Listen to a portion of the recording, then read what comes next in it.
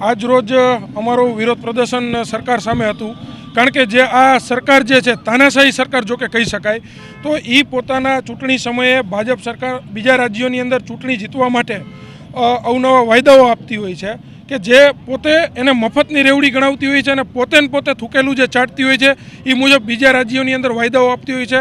જેમ કે બીજા રાજ્યની અંદર ગેસની બોટલ 450 રૂપિયામાં આપવાના વાયદાઓ આપેલા હતા। તો ગુજરાતની જનતા છેલ્લા 30 વર્ષ થયા ભાજપ સરકારને મતદાન આપી અને જીતતી આવેલી છે।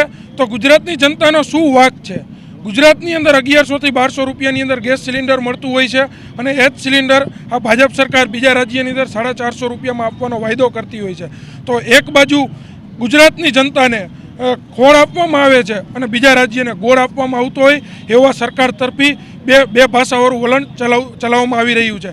તદુપરાંત જ્યારે ચૂંટણી અમારી જે માગ હતી કે મહિલાઓને સ્ત્રી સન્માન રાશિ આપવી જોઈએ, તો આ ભાજપ સરકાર બીજા રાજ્યની અંદર મહિલાઓને જો 3000 રૂપિયા સન્માન રાશિના વાયદાઓ અને વચનો આપતી હોય તો ગુજરાતની મહિલાઓનો શું વાંક છે? એમને કેમ સ્ત્રી સન્માન રાશિ રૂપે એમને પૈસા કેમ ના મળી શકે? આજ અમારી માગણી છે અને આ બાબતનું આજે વિરોધ પ્રદર્શન સરકારની સામે છે।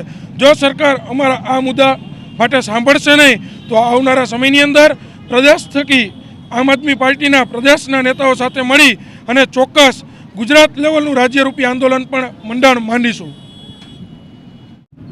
અમારી માંગ છે વડાપ્રધાનશ્રી પાસે કે બીજા રાજ્યોમાં દરેક ગૃહિણીઓને 450 રૂપિયામાં સિલિન્ડર આપે છે, તો ગુજરાતની દરેક બહેનોને કેમ 450 રૂપિયામાં સિલિન્ડર નથી આપતા?